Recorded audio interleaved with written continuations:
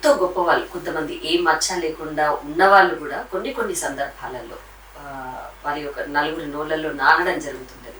అది వాళ్ళ యొక్క గ్రహాల ప్రభావం అనుకోవచ్చు. కుజుడు రాహు యొక్క ప్రభావం ప్రతి వ్యక్తి మనం విన్నాం పవన్ కళ్యాణ్ గారు మాటలు, మన తెలంగాణ గురించి కొన్ని మాటలు మాట్లాడడం జరిగింది. ఎంతో మంది వ్యతిరేకించారు వారిని ఆ మాటల ప్రభావం వల్ల. అది అలాంటి సూచనలు అనేది కనిపిస్తుంటాయి. ఒకటి ఇక్కడ మనం పవన్ కళ్యాణ్ జాతకం గురించి మాట్లాడుకోవాలంటే ఒక విధానం వేరే ఉంటుంది. లేదంటే ఈ పవన్ కళ్యాణ్ గారికి ఆ మాట ఎందుకు పడ్డారు అనే విషయంలో కుజుడు రాహుకు ప్రభావం ఉంటుంది. ప్రతి ఒక్క వ్యక్తికి కుజుడు రాహు ప్రభావం ఉన్నప్పుడే నిందలు పడడం కానీ, అవమానాలు పడడం కానీ, అదే వ్యక్తి పైకి వెళ్ళడం కూడా 6 గ్రహాలు కారకుడు. అదే కుజుడు రాహు కనుక మకరంలో ఉంటే అద్భుతమైనటువంటి యోగాన్ని కలిగిస్తుంది. అదే కుజరాహులు కనుక మీకు సింహంలో ఉంటే నెగిటివ్ ఎనర్జీ కలిగిస్తుంది. దానివల్ల ఉండేటువంటి ప్రభావాలు అలా ఉంటాయి. కాబట్టి కుజుడు రాహు కర్కాటకంలో ఉంటే నెగిటివ్ ఎఫెక్ట్ ఎక్కువ ఉంటుంది. అదే కుజుడు రాహు మకరంలో ఉంటే సూపర్ సుయోగాన్ని కలిగిస్తాడు. అందుకే పవన్ కళ్యాణ్ అనే వ్యక్తిది దాదాపుగా శ్రవణ నక్షత్రం మకర రాశి. ఆయన శ్రవణ నక్షత్రం మకర రాశి 1971 సెప్టెంబర్ 2 ఆయన. అంటే ఇది రియల్ టైమ్ అని మాకు తెలియదు, రియల్ డేట్ ఆఫ్ బర్త్ మాకు తెలియకపోయినా బట్ ఆయన షూర్ పోతే ఆయన జాతకం నేను పరిశీలించాను. మన గత ఎన్నికల్లో ఆయనకు వచ్చేటువంటి సీట్ల గురించి నేను దాదాపు పరిశోధన బాగా చేసి నేను అక్యురేట్గా నేనే అక్యురేట్గా ఇచ్చాను. ఆల్మోస్ట్ నేను 21 సీట్లకు 21 గెలుస్తుందని చెప్పింది నేనైతే గట్టిగా చెప్పాను. మిగతా చెప్పాను కదా జనసేనకి ఎన్ని పార్టీ గెలుస్తాయని. ఇది ఫిట్నెస్ ఉంది, ఏ ఛానల్ తెలియదు కానీ ఇది ఫిట్నెస్ గా చెప్తాను నేను ధైర్యంగా. ప్లస్ 154 దాదాపు సీట్లు వస్తే గెలుస్తారని చెప్పి ఇది చెప్పింది నేనే. కొంతమంది నేను ట్రోల్ చేశారు, అప్పుడు నన్ను బాగా ట్రోల్ చేశారు కొంతమంది. నీకేం తెలుసు, జాతకాలు చెప్పుకోను అంతే నువ్వు అరే జాతకం అనేది ప్రతి ఒక్క వ్యక్తి గురించి చెప్పవచ్చు.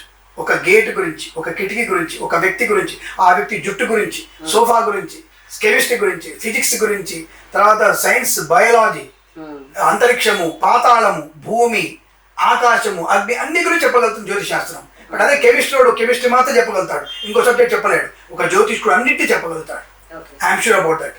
చాలా మనకి జ్యోతిష్యం అనేది ఆ వ్యక్తి యొక్క జన్మ జాతకాన్ని బట్టి, ఇప్పుడు ఒక లీడర్ అనేవాడిని బట్టి మనకి గుర్రాలు నడుస్తాయి. ఇప్పుడు రాముడు గెలిచాడన్న తప్ప రాముడితో హనుమంతుడు అసిస్టెంట్లు, సుగ్రీవుడు, విభీషణుడు వీళ్ళందరి వల్ల గెలిచాడని చెప్పరు. రాముడితో ఎవరున్నప్పుడు వీళ్ళందరూ వస్తారు. కానీ వాడు గెలిచేది ఎవరు? రాముడు. అయ్యా యుద్ధంలో రావణాసుడు చెప్పిన రాముడు ఒక్కడు చంపాడా? రాముడిని ఆధారం చేసుకున్నాం. రామాయణం అంతా రాముడిని బట్టి నడిచింది. రాముడి కంటే గొప్పవాడు ఉన్న పైన దశరథుడు ఉన్నాడు. ఆయన గురించి చెప్పాలి కదా మొత్తం రామాయణం. ఎందుకు చెప్పట్లేరు అంటే లీడర్ అనే వాళ్ళ గురించి ముందుగా ఫోకస్ చేసి ఆ లీడర్ని మనం ఫోకస్ చేసుకొని లీడర్ ద్వారా మనం ఇతని ద్వారా ఎలా నడుస్తుంది అంటే లీడర్కి ఒక విజన్ ఉంటుంది. ఎవరిని ఎక్కడ పెట్టాలి, ఎలాంటి తీసుకోవాలి, పార్టీకి ఎవరిని పెట్టాలి, పార్టీలో ఎవరిని మధ్యలో పెట్టాలి అనేది విజన్. అందుకే ఆయన జాతకం చూసుకొని చెప్తామని ప్రతి ఒక్కరు కూడా. ప్రతి ఒక్క వ్యక్తి జాతకం చూడడానికి లేదు, అవకాశం లేదు. మరి అలాంటప్పుడు మేము చెప్పిన వాళ్ళు ఫెయిల్ అయిన వాళ్ళు ఉన్నారు, మేము గెలుస్తున్న వ్యక్తి ఫెయిల్ అయిన వ్యక్తి కూడా ఉన్నారు. అలా మనకి వ్యక్తి జాతకాన్ని చూసుకుంటే ఆయనకి కుజరావు యొక్క ప్రభావము ఈ 2 నెలలు ఆయనకి ఎఫెక్ట్ ఎక్కువ ఉంది. ఎందుకంటే జూన్ 2 లోపల జరిగింది ఇవన్నీ యుద్ధాలని. జూన్ 2 లోపల మే నుంచి ఎండలోనే జరిగిన ఇవన్నీ. ఆ తర్వాత వచ్చింది. తర్వాత ఆయన ఇచ్చిన కౌంటర్కి ఇప్పుడు సైలెంట్ అయిపోయారు ఒక్కొక్కడు. ఫస్ట్ మాట్లాడినటువంటి వ్యక్తులు ఏంటంటే తెలంగాణ మీద ఎట్లా అడుగు చెప్తూ అంటాడు. ఇది రాంగ్ స్టేట్మెంట్ వెళ్ళిపోయింది. తెలంగాణ వాళ్ళే ఒప్పుకోలేదు ఆ విషయం గురించి. నువ్వు ఎవడివి ఆపడానికి ఇక్కడ అసలు నువ్వు కాశ్మీర్ అంటూ కన్యాకుమారి కాన్స్టిట్యూషన్ మనది, ఇది ఎక్కడని ఏదైనా కొనుక్కోవచ్చు, ఎక్కడని ఏ వ్యక్తి ఉండవచ్చు.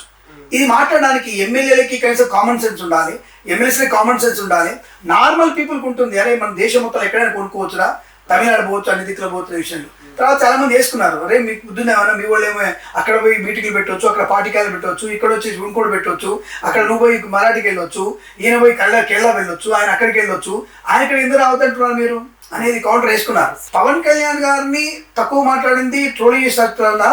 తర్వాత నోరు మూసుకోవడానికి ఆయన ఒక డైలాగ్ చెప్పాడు, ఇప్పుడు మేము నిలబడుతున్నాము, ఇప్పుడు ఎలక్షన్ లో పోటీ చేస్తాను, ఎవడు ఆపుతాడు ఆపుకుంటున్నాడు, వీళ్ళ కాల్చుకున్నారు. ఇప్పుడు కనీసం ఒక 3-4 సీట్లకైనా ఎఫెక్ట్ పెడతాడుగా, 3% ఓట్లకైనా ఆయన మంట పెడతాడుగా.